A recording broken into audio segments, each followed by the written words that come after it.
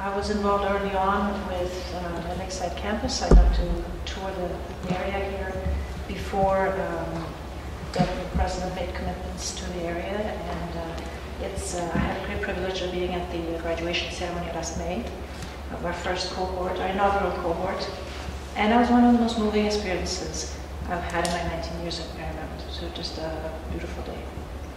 So why is that? Because it's such a reminder of the impact we have. You know? I think higher ed in general is suffering from a lot of tensions and pressures, and what you have here is a very direct experience with students, and it's really what we're about, right? And you see it. That's good. So what are we trying to do? We're trying to grow enrollments, and we're looking to recruit for fall, and we need the community to help spread the word. Can I sit here? Okay. It's been a pretty cold day. Hasn't it? Yes, it is. One meeting after another. So we had lunch with the Friends of Lakeside, a great group of local influencers. And then we had representatives from Woodland Community College. Good. And so we met with 2 counselors from there. And we met with Brock Falkenberg. Mm-hmm. And we met with Steve Hicksonball. And just in a little bit we're going to meet with the faculty. I met with Brock this morning also. Excellent, excellent. So, I mean, consistently, I see that there's such passion in the community for making sure that the region grows that K-16 college-going culture and support. And I certainly think that's an exciting thing to be part of. So what's Marymount's role in all of this? It's to be part of your K-16 story. And where that goes in the future, I don't know, but I know that we are on the ground floor of that, and it's exciting. So it's very exciting to be part of that, on the ground floor of your 15-16 part of that K-16 journey. And it takes time to build that, and we recognize that. I think the projections that we had to work with early on were probably more optimistic, and we're adjusting to that. I think we're recognizing that there is a need, and we want to help meet that need, but we can't move as fast as perhaps we had dreamed of. And that's fine. I think as long as everybody's on the same page and clear on what scale is reasonable at a given time, then that's fine. So our goal right now is to recruit for fall and to grow our enrollments. That doesn't mean growing everything we do. It means shrinking some things and being more focused in other ways. So we have, with Kathy's tremendous leadership here, we have found ways to pare down our expenses and move some of the Marymount expenses off of the books of this campus back to the main campus. I shouldn't call it main campus, because for you this is your main campus. And really making, restructuring so that this campus is as viable as possible going forward. So we've restructured the finances for the campus. Depreciation and such things have been moved off the books of the campus. We are restructuring the class schedule for next year, looking to, and we're doing that in response to what we hear from students and from faculty and from staff in the region, that it's very difficult for working adults to go to school 4 nights a week. So what we've come up with is a schedule that allows the students to come to class twice a week, if they're full-time, and complement that with online work. So they would take 2 or 3 classes hybrid here, and then complement that with 1 or 2 online classes that we offer anyway. With the result that they can come, let's say again, a student can come on Tuesdays every week, and one Tuesday they're taking a management class, and the following Tuesday they're taking a marketing class, and alternating that way, giving them more time in between class meetings to prepare, and not having to be here 4 nights a week. So for the students, we think that this will be a more sustainable model. I think that we will be able to attract students who are not currently able to commit to the kind of schedule we're offering, and that will enable the enrollment to grow and really get the critical mass we want. I think it's better for students to be in somewhat larger classes, not hundreds of students, but not just 1 or 2, because they learn from one another, And there's that sort of sweet spot, somewhere between 5 and 15, 20 students, where you're interacting with one another and having regular touch points and feedback from the faculty. So from the feedback that I've received throughout the day today as well, that sounds like a model people are embracing. So that's affirming, that's a good thing. So we're restructuring expenses, we're restructuring the schedule in response to what we've learned here in the past few years. This is Lindsay. She's one of my classmates from Mendocino College. Nice to meet you. Sorry, just finished my course. Couldn't leave early.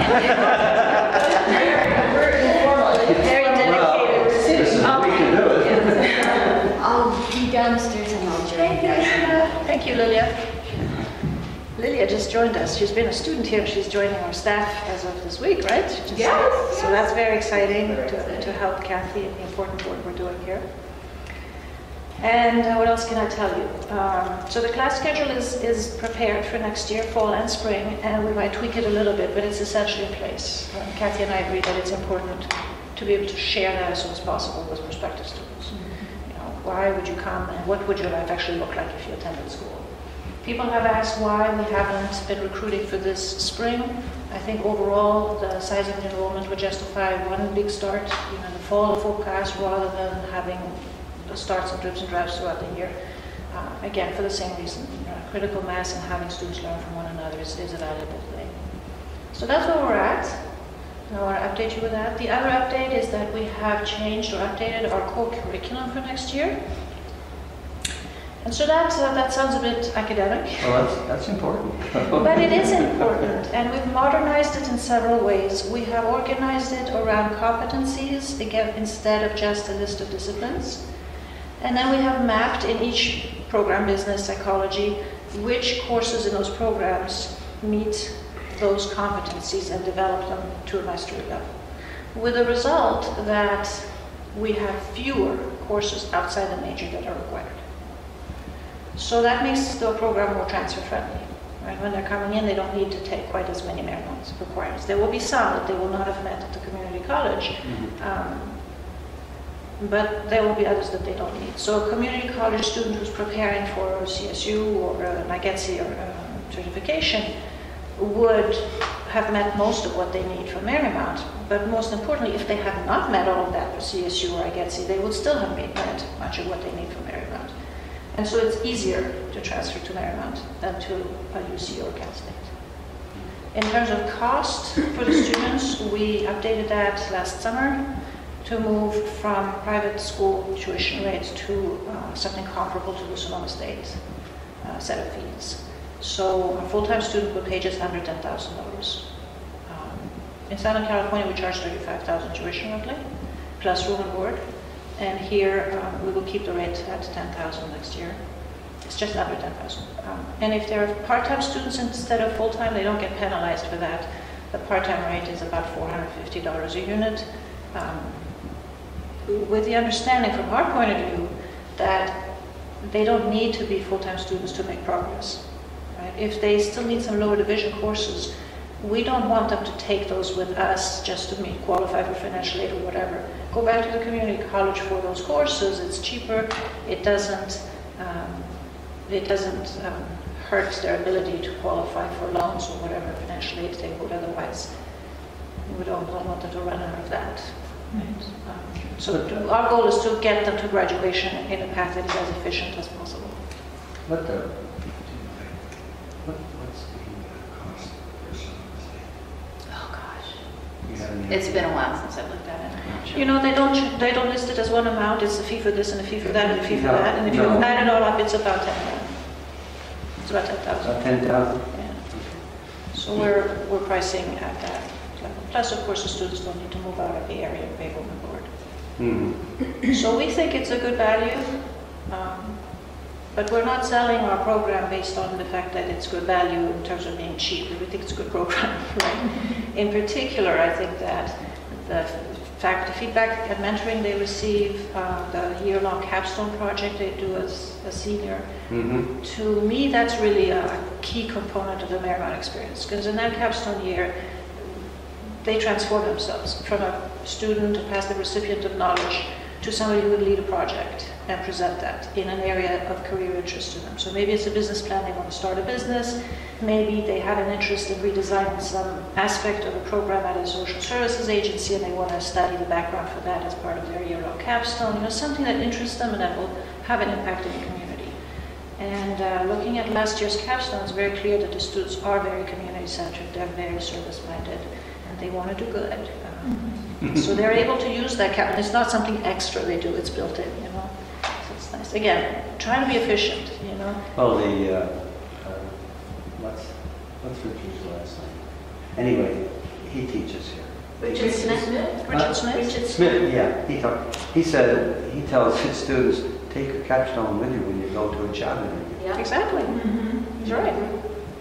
I mean, planning the capstone, right, should do exactly that. The best way for our students to become mini experts, in a specific topic. I mean, they all have passions, and sometimes as a teacher, I require them to do projects that I want them to do.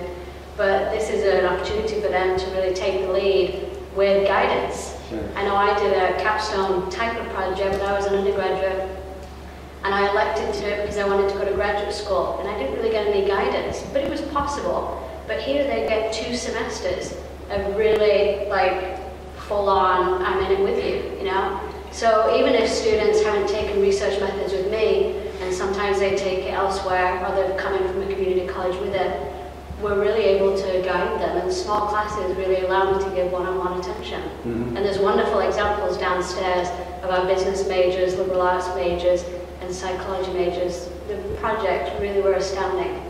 I mean, it's wonderful. And there's no dearth of ideas. I mean, when I ask students in junior seminar in psychology, let's think about capstone, it's like the worst thing in the world. But once we actually get into talking about it, they just think, wow, this is really empowering. I'm preparing for my job interview.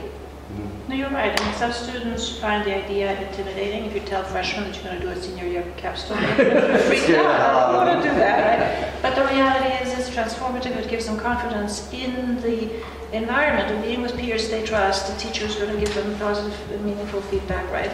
As opposed to first having to deal with that when you're out there in the world. I mean, that's important. Yeah, you're going to college to get a job, and so this is the first step in being really, really prepared for that job interview, because you can talk about, well, I researched this topic for 1 year. Well, in Lake County, they may or may not have a job out there. They may need to create that job. Right, and their capstone So it's helps particularly them. important to give them that sense of designing something and the confidence to present it, right? For sure. It's important. I don't know what the connection is, or how good we are with each other as far as the college, Mendocino College is concerned, because she's right here in the county, so she's close to it. But I don't know what we do as far as counseling people, the availability of coming here to get their advanced education. What are you hearing from students? I mean, are they looking to leave the county, or are they receptive to having their K through 16 here? What are you finding? I think that there's a strong need for both. I think that you hear both. We work, I know our counselors do as much as possible to educate about Marymount, but I also know that with its newness, and then some changes and different rumors that have flown, I think not necessarily all of them are doing as much as they could. And then we also, for our students on this end of the lake in particular, more than probably for the Woodland students, also have the Sonoma State program out of Ukiah, which is another local, if you will, option for students. And I think that that program also attracts quite a few of our Mendocino students who tend to live closer to that program, not closer than Marymount, but closer than the Woodland students would. So I think that there's a lot of room for growth with Mendocino College students for Marymount with the right communication and the right So let's partnership. tackle head on this notion of rumors in the area, right? So we have looked, as I was just pointing out, we've looked at improving efficiencies, right, in different ways, and restructuring You should. things. And everybody should, and we certainly needed to, and so we did, based on what we've learned, right? Not to weaken things, but to figure out smarter ways to do things. So as we've done that, I think it's easy for people to interpret, oh my goodness, they have fewer, whatever than before, right? How come there's less staff? How come there are fewer computers? How come there are fewer chairs? How come there's a truck taking chairs away? Well, we built a campus for 250 students, 200 students, and in a given night we have 12 or 20 on site. We could use some of those chairs in the Southern California campus and still have a very nice facility here. There's nothing decimated about this campus. It's a gorgeous place. Has the technology, has the furniture that is mobile and flexible. You can teach in any configuration you want, and you have what you need. But we have tremendous deferred maintenance needs in some of our classrooms in Southern California. So some of the chairs went and some of the computers went. But our intent was certainly not to diminish what is available here. So overall, I think that seems to work. But I could see how that would get interpreted. Oh my goodness, the staff carried away furniture. What does it mean? What does it mean? Right? So I think from my point of view, it's important for me to be here and take your questions and give my answers, and you can interpret as you wish. But our intent is not to shrink this campus. Our intent is to make it efficient and make it a smart way to meet local needs and grow enrollments. Our understanding is that your vision is that you want K through 16 in the region, and that will take time to build that kind of college-going culture. And for that to happen, we have to make sure that the campus is financially viable, because it does you no good if it isn't.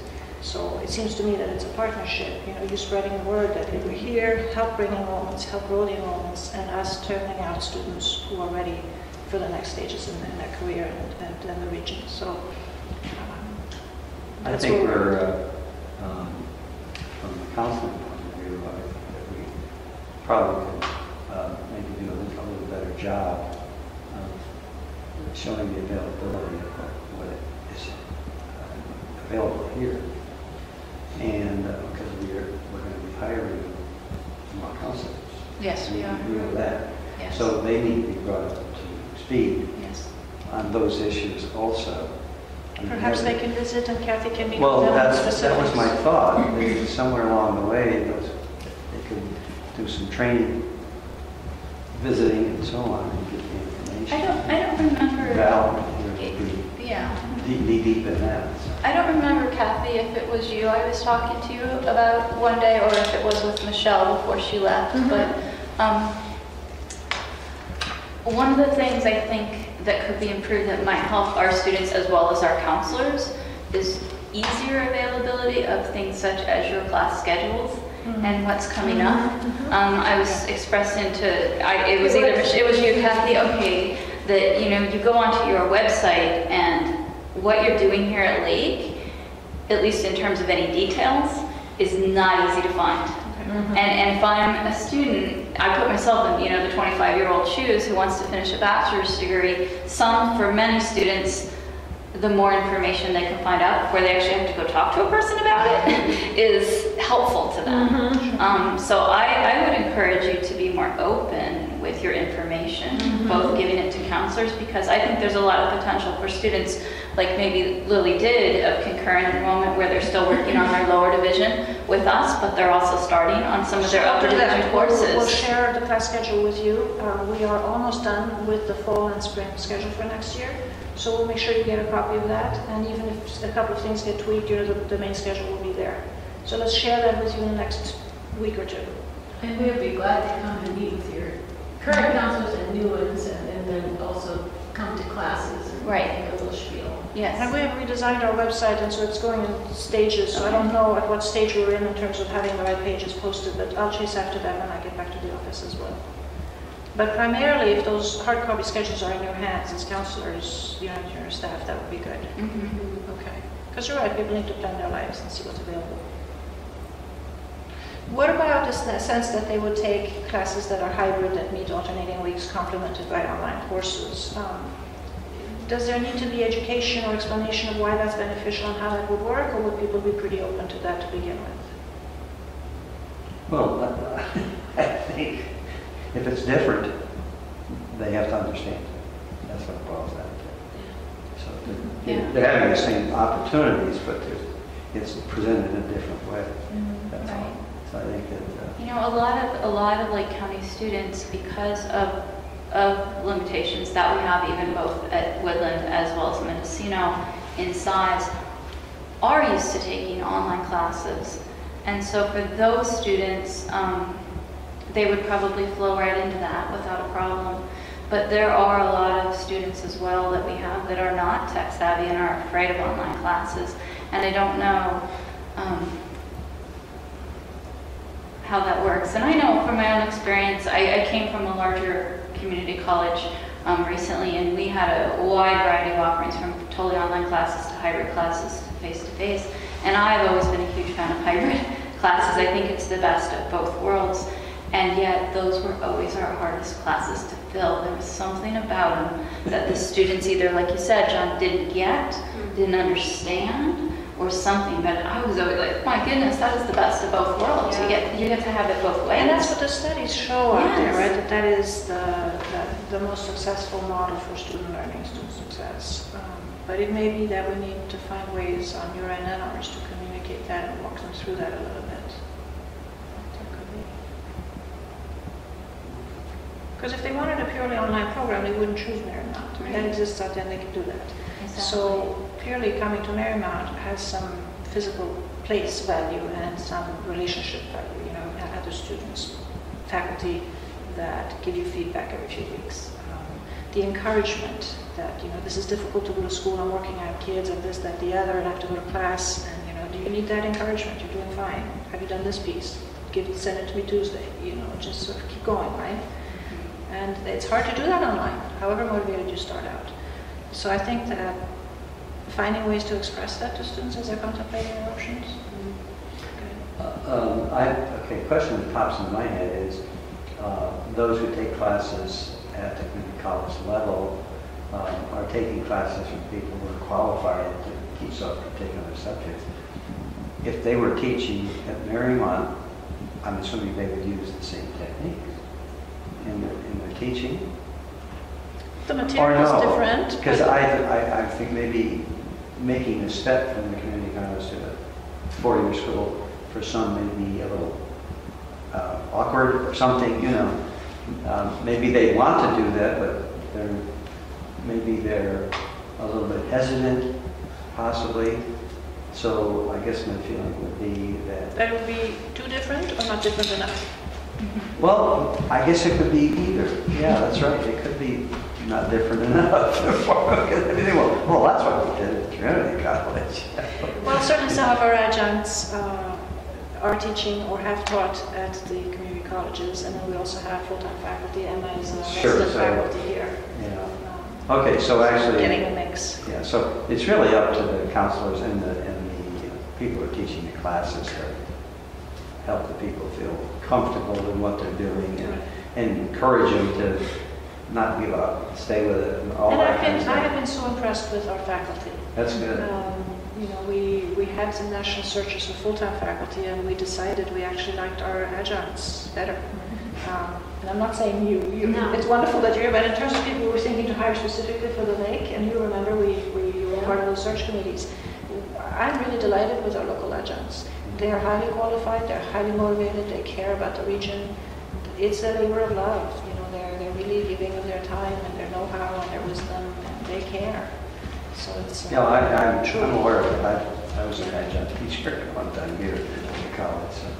And it's interesting that you say, is it different enough? You know, I've already had Steve Hickson by, at Mendo, so do I really want to have him at Marymount as well? But I've seen the rapport that these adjuncts have with students at their community colleges, Doug Harris, Cesar Harris, Steve Hickson Bar, Chris Becknell. I mean, all these individuals are really calm, high regarded, by the students, and they want to take classes with them. Yes, they do. So I hope it's enough. Especially Steve. I love Steve. And I've been to Mendo as well to teach in his classes, and so it's really nice to, maybe try and help bridge that gap if there is any anxiety, that, oh, here I am, I teach over here, but I can also come teach here, and, there shouldn't be a barrier.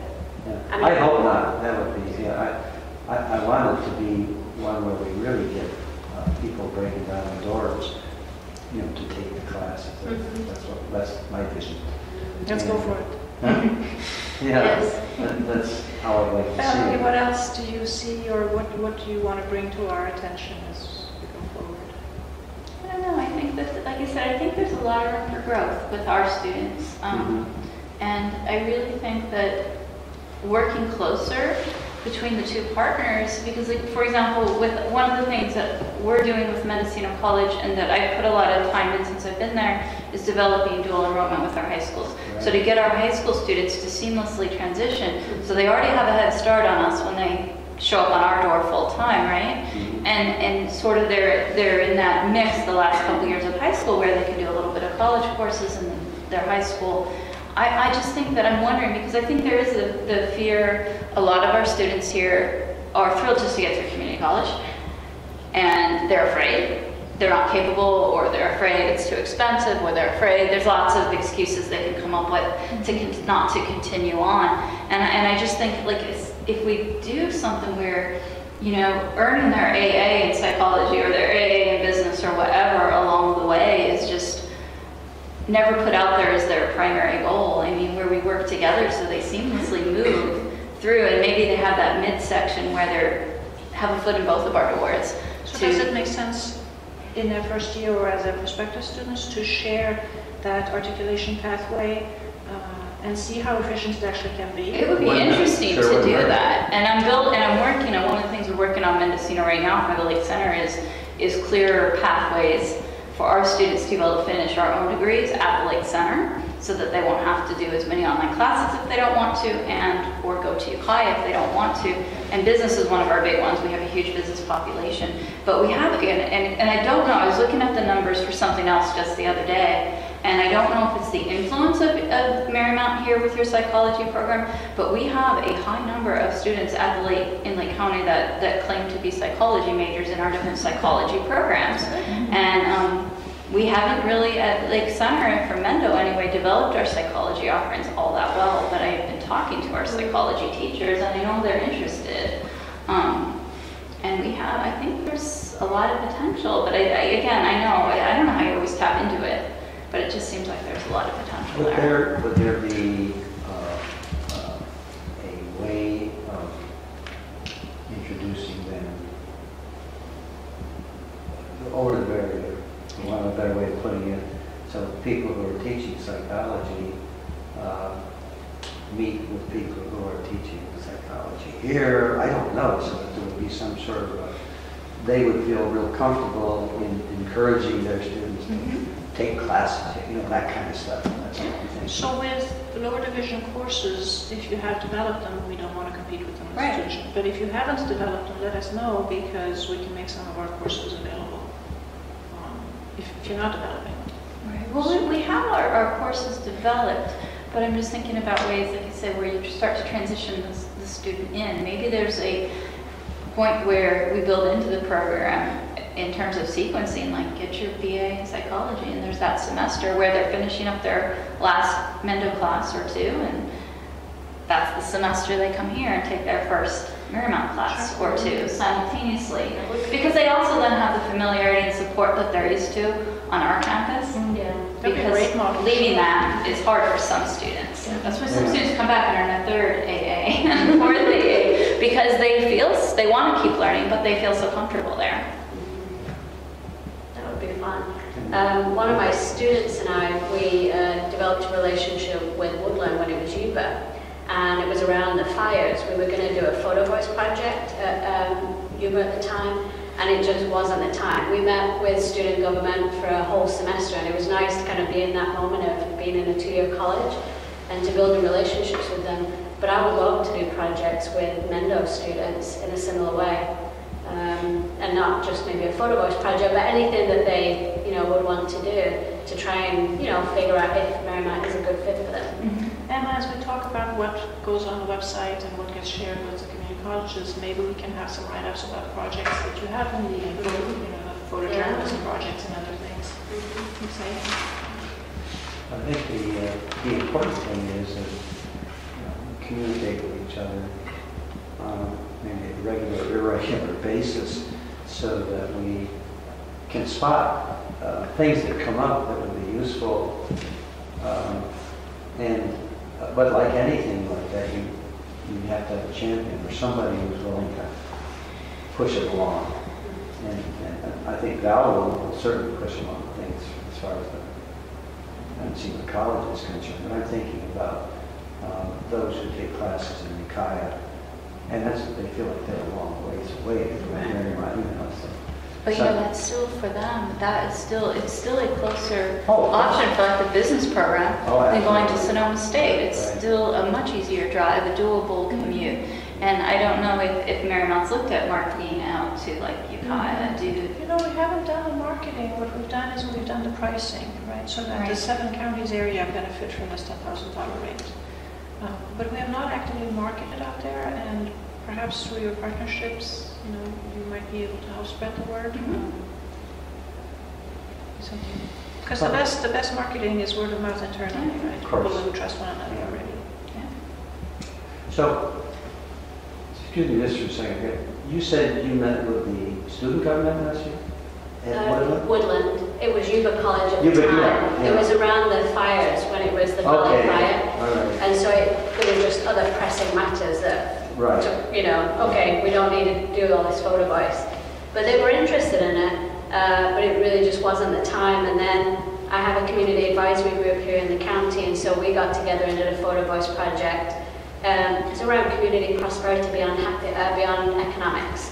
So it could be termed happiness, well-being, quality of life. What does it mean to love Lake County without having to be, you know, having the richest, you know, county or whatever else? There's so much other stuff in this We're area. rich in Natural resources, right? Well, this was one of the Social capital, the earlier. environment. Yeah, all these things come up. And I ask individuals in a group to talk about what it means,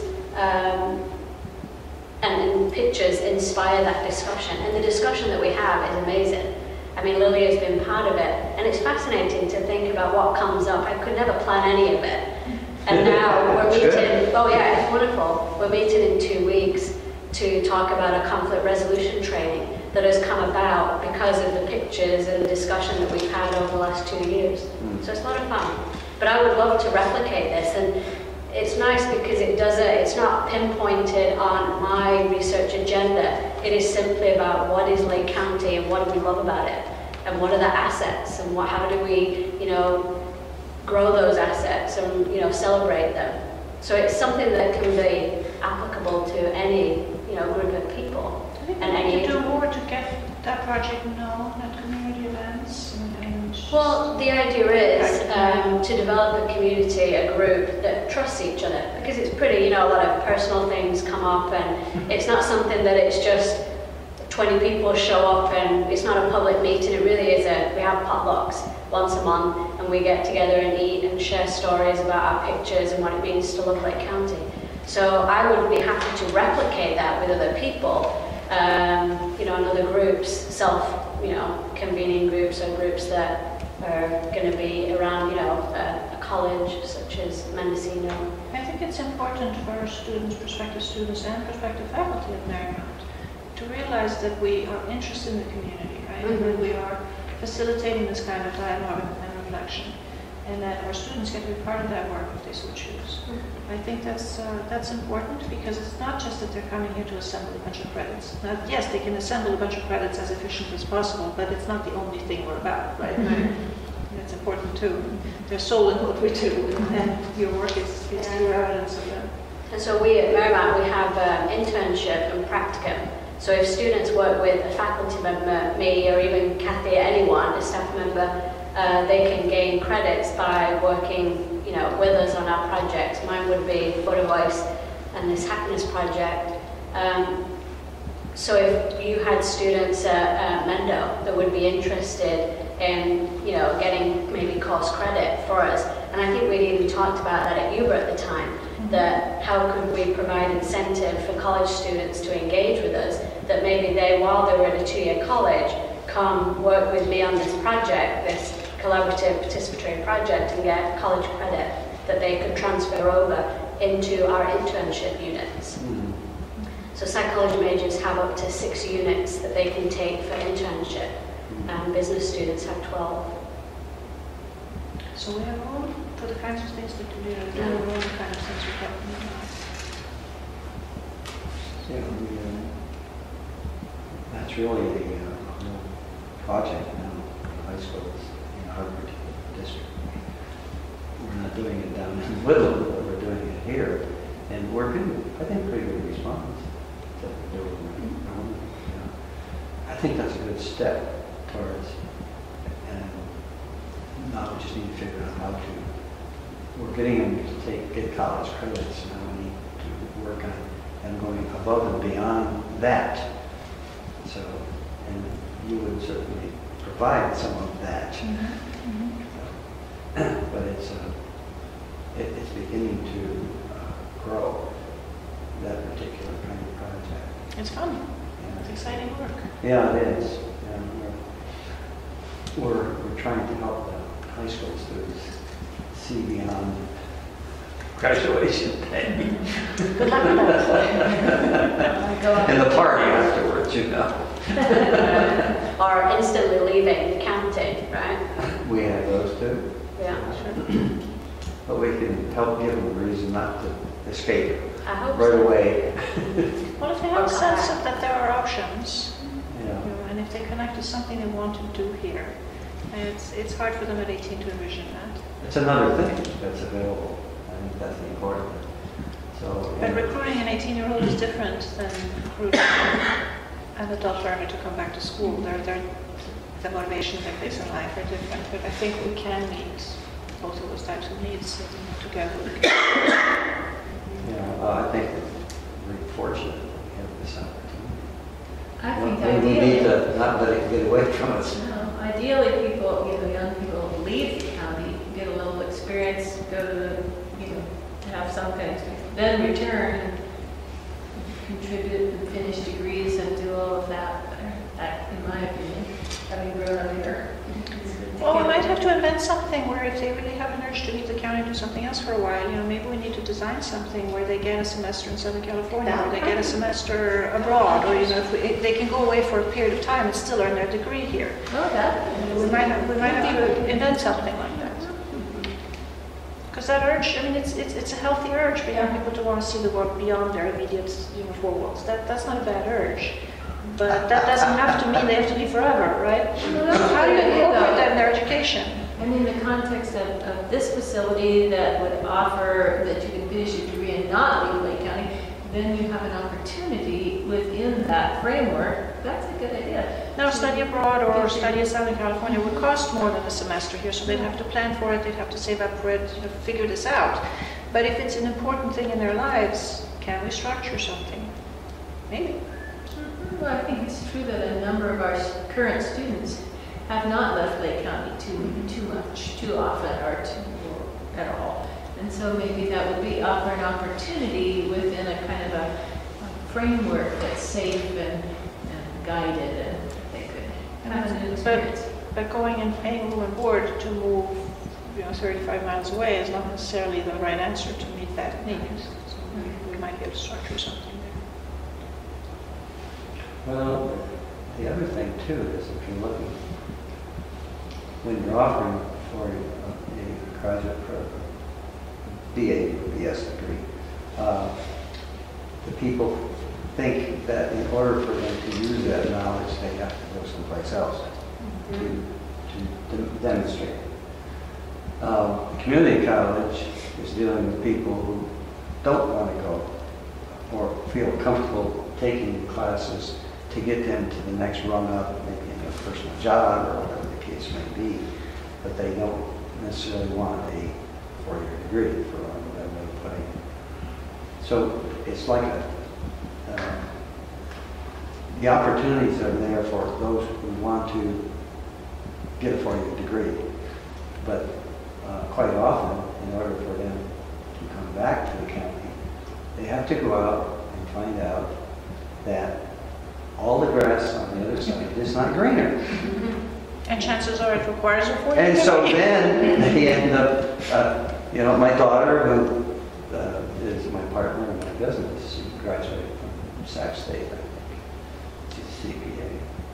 And she came back here. And her being a dental assistant got her through college. And then she came back here. Interesting. So And we run into a lot of these people over time who have come back to the county to live and raise families and all that kind of stuff. Quality of life. Yeah, quality of life, yeah. So I'm wondering how we fit into those programs. How do we fit into it? We have things that are available for them, but is it enough to keep them here? But now financially, there's a good reason to stay here. That's for sure, because they can cost them a heck of a lot less money to get a 4-year degree through this school than it is to go away and have to go through all the problems that you have when you're going away. It's expensive to move. Huh? It's expensive to move. It is, yeah, right. And then you don't have the social support that you grew up with or you're used to. It's an adjustment that some people want, which is great. Sure. Yeah, but so I guess what I'm saying is that we're providing opportunities for those who feel comfortable staying here to get their degree. So our next job is, okay, how do we make sure that they are aware that That's an option. yeah, and so when I'm talking like in our business association, I usually say something about the college every month when we meet. I never do not say, well, go to college someplace else. I say stay here and save a ton of money. And I mean, that's one of the biggest advantages we have, is we just save people a ton of money. And they are in a program in which they can pretty much develop the timing of it and things like that. And we're making those things available to them. And you can be part of that. You can be part of that stair-step thing. So I think we need to stay in good communication. And I think that our instructors need to have information that would help them, because they're dealing with the students in the classroom, projects, whatever the case may be. They should have, I wouldn't call it training, but they need to become aware of the possibilities that are available, because we have a lot of adjunct teachers. Yeah, and I agree with that, actually. I think it's really important. I mean, our students go to our counselors, and that's important that our counselors know, but you know what?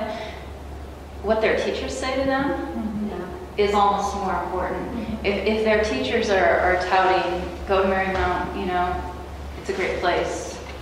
Should we offer some kind of information events for faculty to know about what we do? Would Well, they come? we have these surveys Would programs, they come? but usually they're I filled don't up. know. I don't know. Yeah. Whom would we speak to about that? Maybe we should, approach somebody at one of the Well, meetings. yeah, Maybe, I mean, for here, I mean, it depends if we're getting, you know, if you want to go to Lake or to LakeCoNews, which I would recommend because we have our full-time faculty there. We don't have much full-time here at Lakeport. And to get both, you know, adjuncts that are teaching our Lakeport students, but also our full-time faculty that are running our disciplines, if you will, The right? faculty are more likely to listen to other faculty, so maybe that's an opportunity for Emma to speak to the faculty as Maybe. well. Yeah, Stephen said that he wanted me to meet the UK campus faculty up there this semester, so we'll do that at some point. So last semester, I took financial accounting at Ukiah campus, and Julie Finnegan, she is quite an advocate for kids to, you know, get on, take the next step, finish their education. So she actually dedicated almost a whole class or half of the class time to make sure all the kids knew the deadlines and everything, because she knew there may not be enough counselors. So she actually worked with the classroom, and she was also very kind in letting me give my little 2 cents about Marymount, which was wonderful. She actually went on on her computer, she pulled up the Marymount picture. So there were 30 of us in the class probably that would have not known maybe some of them. So that was really, really helpful. And so I know it's a huge, they connect, the kids connect. When you're going to a counselor, you're really on wanting to know about what very specific things, but to know what options you have is really important. Well, sometimes they don't catch it all the first time around. That's true. You know, it's a continuous thing. So I guess maybe if you can talk with the dean or whoever would be the person to deal with, usually you start with the dean, I would assume, and they would listen to what you have to say. But a good person to get involved would be Steve. Takes a while. So that's a conversation to continue with Steve. He's Yeah, really, doors there, good. he's really looked up to by a lot of people. And, but anyway, I think that would be a really good project. I don't know how you go about doing that, but that would be Well, a Steve good is a marketing project. guy, teaches marketing here, so he should know a thing or two about spreading the word. That's right. Miss, you were going to say something. Yeah, my name is Lindsay. I came from the same Mendocino, okay? I want to share my experiences about what I heard about this school. Yes. Okay, the first time I heard about this school is my counselor in Ukiah, okay? Great. She told me this school, and then I just said, okay, I know there's an option. And then the second time is from my business legal environment, law class. And literally the teacher gave each student a page about this school. So the second time, oh, I know, there's an option. That's good. But I didn't come because though I went to but then the reason stopped me from coming. There are two reasons. Okay, first is I'm not sure if this school right now have the students the number of student problem. Will you eventually combine with the other branch and you close this down? That's one of my worry. And second, will you have enough sufficient to attract more qualified teachers? This is my second. And the third, with less students participate, will that make the program less interesting? Because this is three reasons. Why am I here today? Because there's a person sitting next to my class telling me today's a meeting. There are many times I try to contact the management of the school. I called and voicemail. I don't want to leave voicemail. Okay, I feel no one's going to attend to it. And then my point is, I wanted to share with you is, if you set a regular meeting, or in Ukiah, say you put a poster, say every month, what day here is an open house. People, only one teacher or someone like her, okay, 1 hour, okay, answer your questions, take the campus. If it's like shopping, if you make the people go in there, you already succeed. Then you talk to the next. The next is whatever you have. But if people don't come, I know it's there, but I just don't go. It's out of my way. Right. Wait, there will be in the future I will go, but you never go. The things like that, like some store, it doesn't work. Right? People don't go that route. People has a habit. Okay, everybody goes to Sonoma. I go to Sonoma because it's more interesting. Because she bring me here, really bring me here. So if there's a fixed program, say there'll be a meeting every month. There's a chance to meet such and such, and you visit campus. It's okay. They may come. That's in my opinion. That's why I'm here. Otherwise, I wouldn't. Even before I told my husband to come with me. He agreed to stop working, come with me. And towards the end, I said, no, I'm not going. I said, I'm not going. I said, there's no point. What if, my 3 worries, okay? And he said, fine then. Then when my class finished, I said, you know what do I lose? Let me just make 45 minutes. I know she's waiting for me. So, It's like going to the gym. Huh? yeah. It's a buddy. We need a buddy. Can I stop you? I'm finished. You're doing great. With this. Are you saying that it would be real helpful for us to have something at the campus over there that would be... To bring people in, To regularly. bring people in, Regularly. A visit. Yeah, okay. Yeah. So So you there's- have a presence in Ukiah once a month where people could be. Exactly. There are lots of people want But to go also reasons to come and bring them here to see the campus. Yes, there are lots of people who want to go to Sonoma State, but they hate to drive. I don't blame them. 4 o'clock in the afternoon. They feel here, they don't know here, they feel But I think expensive. it's good that you expressed all this because this is in the back of a lot of people's minds, right? Is the school going to be around? Is it big enough? Yeah. You know, to have the kind of educational experience I want, does it have qualified faculty? These are reasonable questions to ask of any small school or new school, right? So let me first of all reassure you that if a student comes in and is admitted and starts at Marymount, no matter what else happens to the school or the region or whatever, we will give them a graduation plan and we will make sure they have the offerings to finish. So it's not like suddenly you start a program and then suddenly we vanish and you're left with no options. I mean, we have a commitment to finish that. And this is our commitment as Marymount, but it's also an accreditation requirement. When we applied to open the campus and got accredited, we had to have a teach-out plan. What if you can't keep running? Right? And the teach-out plan is we would make sure that the student is offered the courses. And it could be online, it could be in some other modality, but not for 20 years. I mean, for the reasonable amount of time to finish the program, right, as intended. So that should not be a concern in anyone's minds, but to your point, how do we, I don't know how one should express that publicly, because our goal is not to tell people we're going to close. Our goal is to say, here. And, you know, come and we're here and we'll make sure that you finish your degree, and as reasonably and quickly as possible. You know, that's our goal. Are there enough faculty? I'm very impressed with the faculty, truly. They care and they bring real world experience and they bring terminal degrees in most cases and very qualified, good faculty. Are there enough other students to learn from? Are there enough experiences? Well, I'll tell you, I mean, there are lots of schools of, you know, 30,000 students, and do you actually experience everything that's offered there? No. Because there's a wait list for this club is closed, you know, the team is too full. I mean, all kinds of things. You know, one imagines that a big school has more options, and the reality is they don't. It looks like it, but the person is not necessarily going to be benefiting or enjoying all that. Right?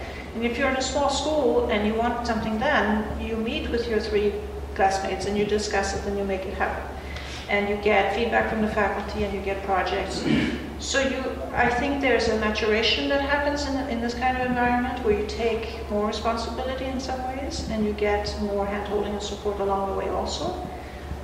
So we see a lot of growth in our students. But that's a personal choice. If you want to be in a large environment, you know, I mean, I've experienced both. My undergraduate degree is from UCLA, and then I worked in banking for a couple of years, and then I went back to UCLA for a PhD in economics. And for the past 19 years, I've been at Marymount. And for me, UCLA was a good place. I had traveled all over the world. I had always gone to very small schools. And I already knew how to be a good student. And for me, UCLA had what I needed. And very quickly, they asked me to join an honor society. And they asked me to become social activities director. And I kind of looked at them like, social activities director? You can't do that.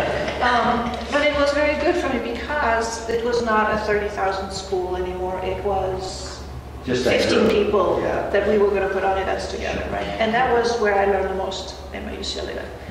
And having been at Marymount in different roles for 19 years as an adjunct faculty member and then faculty and then Senate leader and, you know, the past 8 years this role, I love what we do because it has a greater impact. It's not just what's in the textbook. Any school you go, you will learn what's in the textbook. And they use the same textbooks from the same publishers. But the real education comes from your own growth, right? How do you challenge yourself? Are you comfortable with that? Are others supporting your growth? And that's what happens at Marymount. And that's why I stay. It happens to us who work there, and it happens to our students. And it's very, very enriching, you know? So I've seen both kinds. And I put my own kids in a very small school when they were little, and I was very involved with them. And then both ended up going to very large schools for college. But somewhere along the line, you know, along that educational journey, I wanted them to have that small school experience because it's very formative. So I believe in that from personal experience, not because I haven't seen anything else, but because I think this is very meaningful. But that's a very personal choice. I think what we offer here is of high value. And if we can come up with a semester in a different environment and with a partner school somehow so that you have that other experience, maybe we should together design what that should look like. I'm feeling like we need to make the effort to do more things together. That's kind of how I'm looking at it. So there's always a continual relationship going on, which can change over time with, you know, the things you actually do. doing the very things that you're talking about, because we have different personalities, different visions of what the future holds and all those kinds of things. But here we have stability. The college gives us stability. And I think that's really important. And if people like you, if you realize that the college was stable, that would really reduce a lot of your concerns. Because then you could then find out more about the other things that you're concerned about. So I think being stable. Let's make it grow, let's make it stable, and Yeah. make it part of what Yeah. people take for granted. Yeah. That's true. You know, we're still very young here, and people ask questions, so it's up to us together to make this work. Yeah. You know, it might be interesting to set up a program that would invite community college students, active community college students, in to sit in on a class, visit a class, so they can see it in action, not just come tour the building or, talk to people, but actually sit in on a class. Well, right now our classes are very small, right? So, Hello, grow the people who are coming in and watching. yes. Well, I don't know that would be, if you have small classes, that may be a real asset. Could be a real asset, because they might even be able to ask a question, in the class or something. They put them at ease, whatever that might be. I teach junior seminar right now for psychology students, and it's one of my most favorite classes. And I only got to teach it once I came up here. And I love it because it's just about, self-exploration, like who am I, who do I want to be? And that would be a great class for students to come sit on. We meet on Tuesdays from 6 to 9 or 6 to 8:45. I would be happy to have people sit in. Sure, that's good information. So maybe I'll share the schedule with you, the days that would make most sense. Because it is kind of a nice, because the only thing is when you invite students to a class, it's like, I don't want to know about, physiology of, psychology or whatever, but this class is fun. Like it's the most fun, free-flowing. Anyone can jump into any class and learn something and not have to have been to 5 other classes previously. Sure. So That's really useful. And every spring we teach that class. I teach that class, so I would be happy to do that as a consistent roll around for junior seminar. If you email me dates that you would be open to, I can certainly get it out too. So I'm running it as a hybrid this semester for the first time, and so we do meet every other week. But yeah, I'll give you the schedule and anytime. Contact information? Yeah, we'll get it. Are we making progress? Yes. Keep going, keep it up. So yeah, the business major, is business administration or management? What is the title of the business? It's a BA in business, Bachelor of Arts in Business. And so what it has is Take law, the accounting, do all those kinds of things. Entrepreneurship. I think that's a huge, wonderful avenue for students, especially in Lake County, because there are so many opportunities for business development, thinking about how to solve, real world issues. We have a group in Southern California called Enactus, and students in Northern California can join as well. It's a group across the country. And it's just wonderful to see what individuals, students are coming up with ingenious ways to address, having too many shells on a beach, and what do we do with them? We make, cement out of them so we can use it for building industry. Just strange things that maybe no one has ever thought about before, but it's using your local assets to make a business.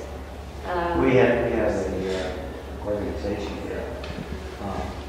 Once a year we do what we call the Stars of Lake County.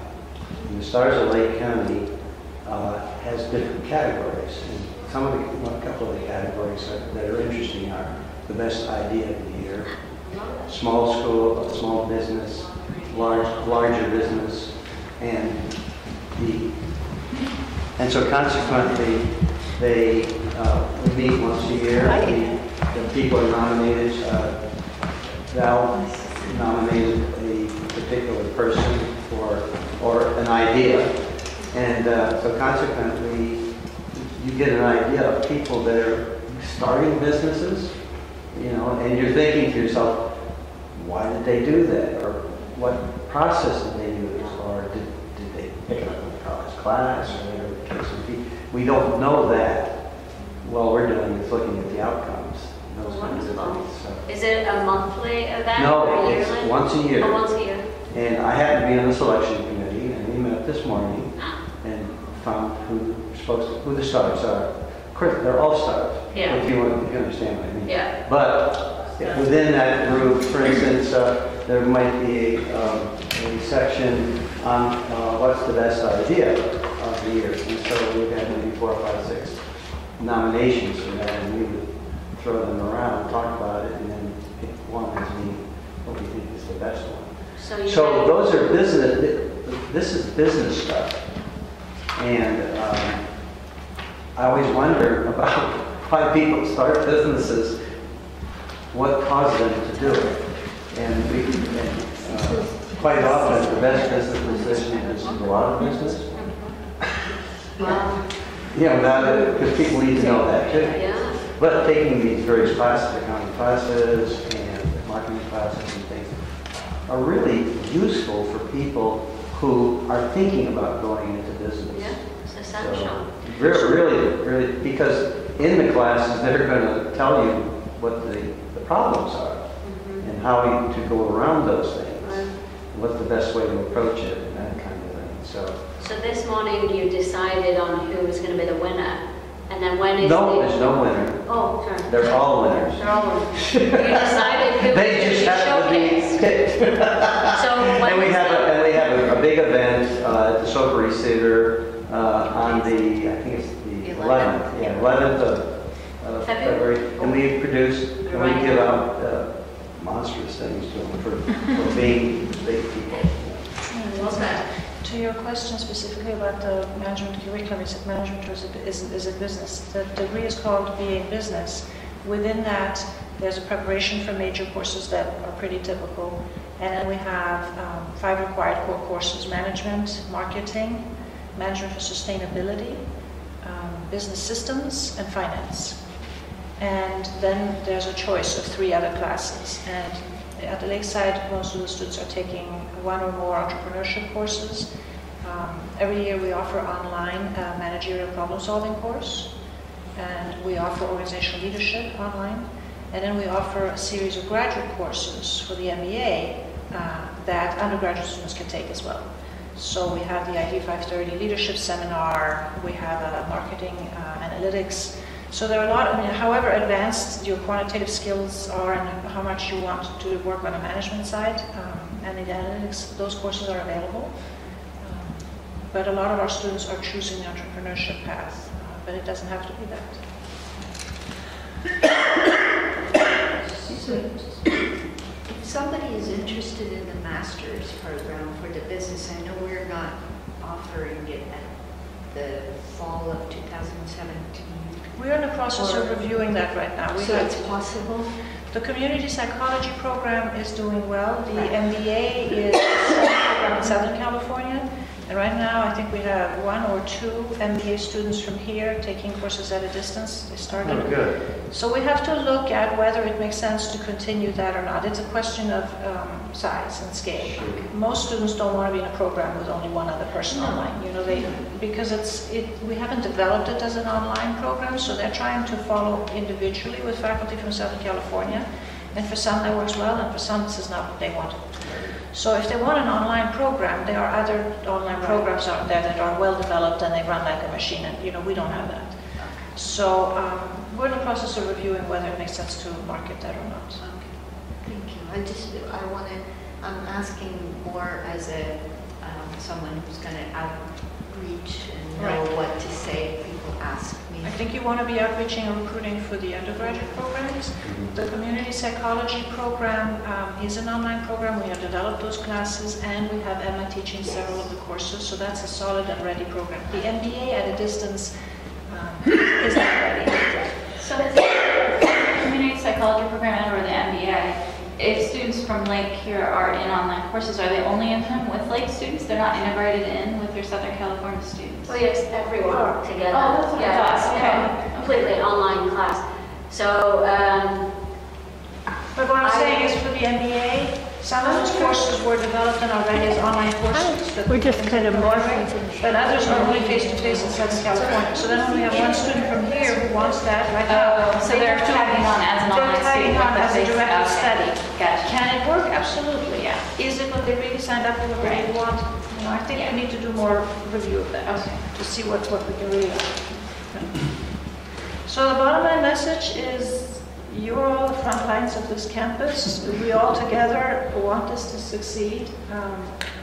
It's like a lot of other things, you know, in order to succeed, you have to believe it's going to succeed and you have to invest in it, and that's what we're all doing here. And I'm delighted with the students who are here and are finishing their program. We'll have a graduation on May 10th, and we are recruiting. Kathy's leading the effort for the full 17 class, and we want all your help in spreading the word. And we will do our share to make sure they're getting a good education once they're here. And with Valerie's help, we'll hopefully craft schedules that allow a smooth transition from the community college, and maybe some semesters they're taking courses with you and with us. And so we're hoping to provide the best of both worlds and be practical about it. And if you have questions or concerns, or if you hear rumors or concerns, please share them with Kathy so we can address them. There's no need for things to, you know, go out of hand. We want to respond to things and be good community members with you. Yeah, and just format-wise, from 4 to 5 was our sort of community and prospective student, and now we're morphing, and 2 of our current faculty members, 2 more in addition, have arrived, Cisa and Gray. Cisa Harris and Gray Knuckles. Cisa, nice to meet you. I know your name from the class schedule. Ariane Schauer. And Gray is our newest adjunct.